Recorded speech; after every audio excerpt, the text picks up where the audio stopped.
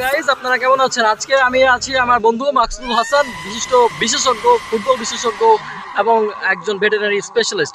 যাই হোক, আজকে আমরা কথা বলবো চলমান বিশ্বকাপ নিয়ে। আমি প্রথমেই আমার বন্ধু মাকসুদুলের কাছে প্রশ্ন রাখবো, এবারে বিশ্বকাপে তিনি চারজন যদি যে চারটা দেশ সেমিফাইনালে খেলবে, সেই চারটা সেমিফাইনালিস্টের নাম, সম্ভাব্য নাম আমি জানতে চাইবো আমার বন্ধু বিশেষজ্ঞ মাকসুদুল হাসানের কাছে।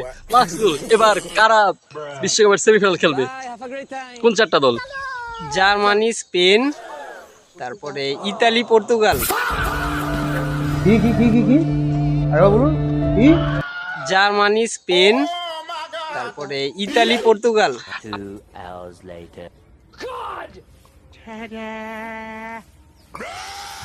এর সাথে ফাইনালে আপনি কাকে দেখছেন? ইতালি। কি কি কি কি কি আরে বলুন কি? ইতালি। ইতালি? ইতালি তোমার বিশ্বকাপে কোয়ালিফাই করছে না।